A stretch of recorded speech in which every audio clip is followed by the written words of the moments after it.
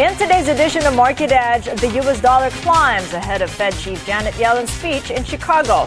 Will Philippine shares extend gains? Luis Limlingan of Regina Capital joins us for his views. The Court of Appeal stops the Philippine Competition Commission from reviewing the PLDT Globe telco deal with San Miguel. What does the court's decision mean for consumers? Digital rights lawyer Cecile Soria joins us live for her views.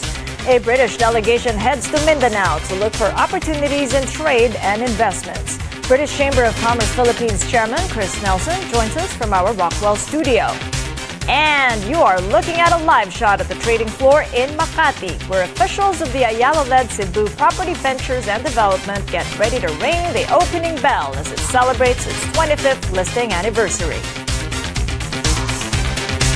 U.S. stocks retreated, dragged down by financial stocks. Caterpillar shares also fell following news. The federal officials have searched its Illinois facilities. But the trading debut of Snap Incorporated, the parent company of messaging app Snapchat, grabbed investor attention, with the shares closing up 44%. Yesterday, a 300-point overshoot, and that came on. We had one down day and 12 days of record, setting new highs before that. It may be time for a bit of a breather. And by the way, before markets can go higher, sometimes they have to correct a little bit. And we're really in for, it's past time for a correction. And Asian markets are opening mixed, tracking Wall Street. The Nikkei 225 up 0.8% as you can see, but the rest of the markets are down from Seoul all the way to Sydney. Japan's core inflation rose for the first time in over a year in January because of a pickup in energy costs and private consumption. Meanwhile, Japan's jobless rate fell to 3%. Now here at home, telco shares in focus following the Court of Appeal's decision stopping the Philippine Competition Commission from reviewing Globe and PLDT's telco deal with San Miguel. Telco shares rallied following the decision. But what does it mean for consumers? Joining us for her views is digital rights lawyer Cecile Soria. Cecile, good to have you with us. Thank you so much for joining us. Good morning, Kathy. Thank you also for having me. So were you surprised with the court's decision? Not really, because if we will recall, this is actually a decision on the motion for reconsideration. So there was already a first decision back in August 2016. It was when the CA issued the injunction against the Philippine Competition Commission in going ahead with its investigation. Yeah, I know. When I had you first, when the Court of Appeal stepped in, you already said it put the consumers in a tight fix. So what now with the court's final decision? Well, we will still have to wait for the court to proceed with the case, hear the case. But what's important to know here is that this case is all about the spectrum. It's not really about the shares that were sold from a San Miguel subsidiary to Globe and PLDT. It's not really that. It's the spectrum. Because the question is, with the transfer of the spectrum, will a third player or a subsequent player be able to come in and make significant effort in really being competitive in the telecoms industry? So that's what we need to look at. What the PCC is doing is looking at it from a competition standpoint, right? But aside from that, what this case really highlights is the need to take another look at the spectrum policy of the Philippines. How does the government allocate spectrum frequencies, and then what are its rules if the frequencies are not being used? So if we look at spectrum, we may think that it's such a technical concept, but basically it is a resource. It's a natural resource that belongs to the Philippines, to the Filipino people.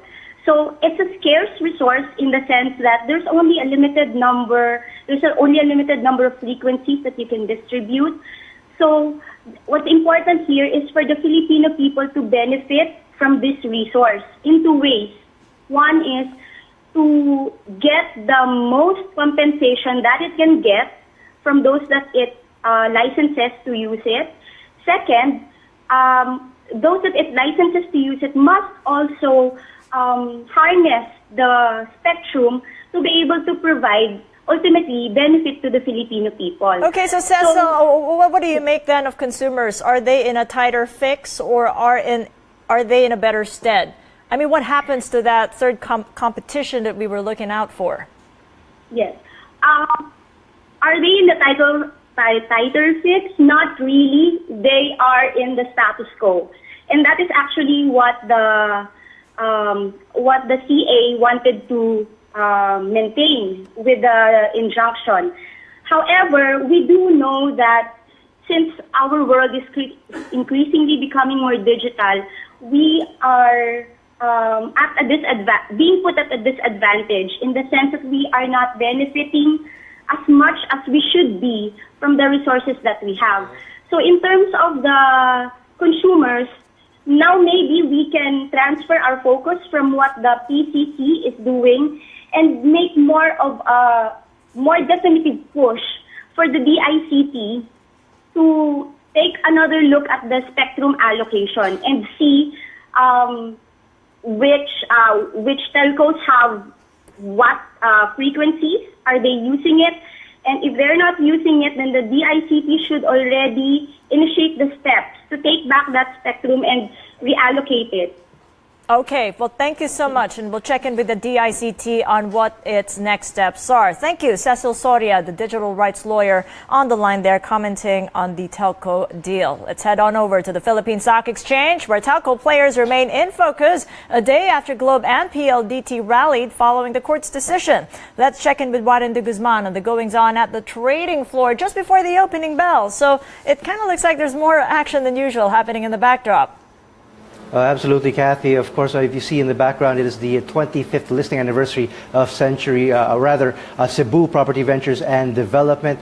We will be talking with Mr. Aniceto June Bisnar, president of CPV, later on to talk about their developments, including the reclamation project that they've been applied for, that they bidded for over in Cebu. Very exciting stuff over there. But looking at the market right now, Kathy, we're going into today, and the PSEI is headed for a decline of roughly about 1/3 of 1% for the week. We've been down for 4 days straight, and then yesterday we saw some relief on the back of a region-wide rally, again sparked by record gains over on Wall Street overnight. But whether or not that can be sustained is a big question mark, because foreign funds have continued to exit. 4 days in a row they've been net foreign sellers, and volumes have been very subdued. Now we do have on the line Luis Limlinga, Managing Director at Regina Capital Development. Luis, good morning. My first question to you is, what are we expecting between now and, of course, that key risk event, the Federal Reserve policy meeting mid-March? Yep, we got Luis Limlinga now, Regina Capital, joining us on the line. Luis, welcome back. Hi, nice to be back. Thank you, Kathy and Warren. Yes. Well, to answer your first question, if we just look at last night in the U.S., the Dow Jones Industrial Average fell by 0.5%, and this was despite initial jobless claims dropping, I think, to almost a low as around 44 years, right? So there was profit taking in the financial sector, as I guess the overall sentiment had been soured. And we think that even just already this morning, we're looking to a weak start on negative leads. However, because of the high probability of a rate hike, there might be some, I guess we could see some support from the banking sector, at least because these are the ones that probably will feel less of a pinch. Maybe in the property sector, I think that's where people are going to be a bit worried, at least for today. So property sector, right? Why would that be a worry? Well, the thing is, if rate hikes are going to be increased, and of course, most likely that the Philippines will probably follow in the next couple of months, right after the Fed raises their rates. We think that the cost of borrowing, if people want to purchase their houses or any property, is going to increase. So that's going to deter people. So that's why I think people are going to be a bit worried with the property sector. Add to that, of course, there were some concerns already on the other segments with the BPO, of course. So that's another subtopic altogether. So probably it might be a double whammy for the property sector. Yeah, Luis, property company right now celebrating its 25th year anniversary. If we can see just a live picture there of its listing anniversary. They're just holding the national anthem, but they're expanding beyond Metro Manila. It's a company that's really involved in Cebu and Mandaue. For 25 years, an illiquid stock. What do you make of it, considering its recent gains? Well, hopefully, again, as you mentioned, this is the rather one of the lesser traded stocks.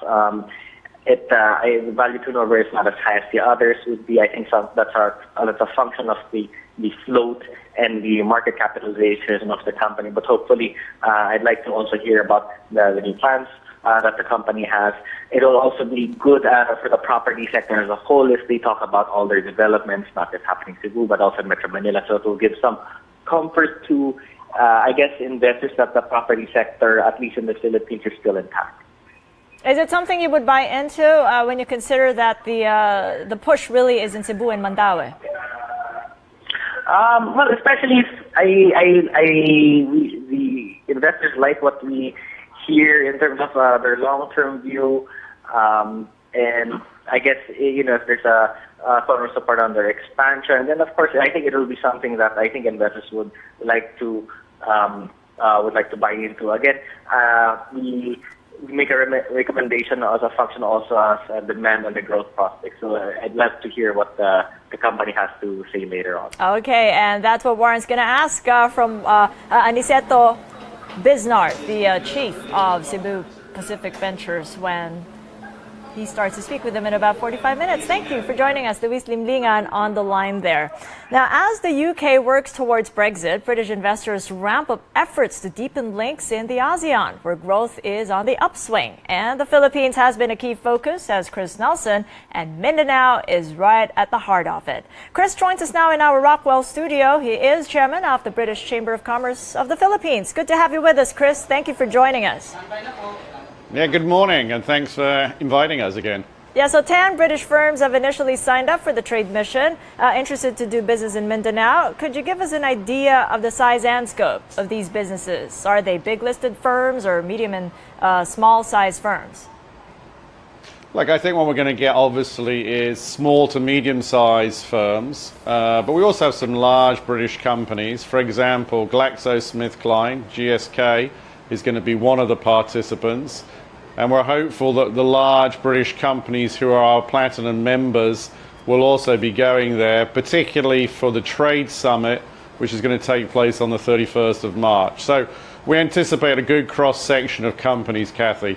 It's interesting you mentioned GSK. What is the interest there? Is it in biotechnology, and in what parts of Mindanao? Well, I think overall what GSK, a lot of companies are looking at, of course, is that Mindanao is obviously seen as a growth area. That's part of also the 10-point plan to obviously get growth not only in Metro Manila but outside. GSK already has a business there, but obviously it's looking for how further it can expand. And along also with the key sectors that we're looking at, which is infrastructure, energy, manufacturing, and ICT. And also, of course, we anticipate agribusiness, because that's a big area in Mindanao. That's a whole lot of industries across the spectrum there. Is the interest only limited to Davao as well as Cagayan de Oro, or are they looking at certain cities that haven't really been invested so much by foreigners? Well, to be honest with you, we anticipate that being developed during the forum and the summit, which we hold on the 31st. Obviously, we're visiting Davao. We're going to be visiting some eco zones in and around Davao. I think it's fair to say the attention will be initially Davao and obviously some of the other major cities. But depending on obviously the networking and the matching with local companies, then they could expand across throughout Mindanao. Yeah, peace and order come to mind at the mention of Mindanao. Just how challenging is it to convince potential investors that they shouldn't be so concerned? Well, I think the first thing is, in terms of security, we're always guided by the local authorities and by our own British Embassy, who, by the way, is a keen supporter, obviously, of this mission. And I think also we look at key areas. They know, obviously, Davao, CDO, and they will assess the risks, but also we know it's a growth area. So I think, yes, they're cognizant of it, but they're also cognizant of the growth opportunities in Mindanao, but of the Philippines as a whole. The ease of starting and doing business, also the bigger concern among investors. What exactly do British investors not want to see happening when they partner up and set up their operations in Mindanao? Well, I think overall it's not just in Mindanao. I think it's overall is how can they do ease of business. To be fair, recently we had a meeting with other chambers with Senator Zuberi, who's talking about, again, improving cutting red tape. I would also like to say that we're part of the group that supports the repeal, which is overlapping regulation. What we also try and match up with our small to medium-sized enterprises, a local partner who can facilitate those issues. So I'd like to say that overall what we're trying to do here is move ahead with the regulation. The other thing I'd just like to mention, Kathy, of course, we're very supportive in the 10-point plan ultimately of opening up the Constitution, also boosting foreign direct investment in those areas. Are you finding that the government is actually acting on that, or it's being sat on as other more pressing concerns have gone on top of the agenda, like, say, the death penalty law? No, look, I think the government is very focused still on its economic growth plan. I think that it's working hard in those areas. I think also there's a lot of different organizations. I'd just like to mention our partner organizations. We're here with PCCI, Makati Business Club, that's Philippine Chambers of Commerce. We also have the Philippine British Business Council and many others. We're also going to be sort of MAP. So I think overall there's still a key focus on the economic plan. Of course, you know, some will take longer.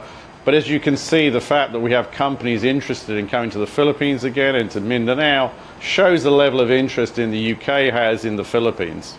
And Mindanao itself is home to 34 economic zones handling multiple sectors, providing locators with many incentives. Now, we do know that the Philippine Economic Zone Authority, if it were to have a chance, it would rather stick with the incentive scheme offered to the locators there. But there is a tax reform overhaul going on, and I believe the rationalization of incentives at the economic zones is up for discussion. To what extent does that, the rationalization of incentives, concern British investors? I think it's one factor, but it's only one factor. I think when British investors or people come to do business here, they have to look first of all at their product and services, decide what the market is, and then that's just one area of thing. I think the key would be, what is the long-term planning? Whatever the incentive is, whatever the tax is, it's the ability for companies to plan and move forward. So in summary, it's just one aspect, but overall it's how can they do business, what's the ease of business, and what is the support. And let me also stress, we get very good support at the Chamber from the Department of Trade and Industry, led by Mon Lopez, also by these people in London, which was formerly Chris Kitchiamali and now is Michelle Sanchez. So this is an overall approach to doing business here. Okay, well, tell us what happens when that trade mission goes to Mindanao at the end of this month. Thank you for joining us, Chris Nelson. Thank you very much, Kathy. Chamber Have a great day. Philippines. Appreciate you too, it. sir. Coming right up, the Bureau of Customs seizes nearly 2 billion pesos worth of fake cigarettes. This and more when Market Edge returns.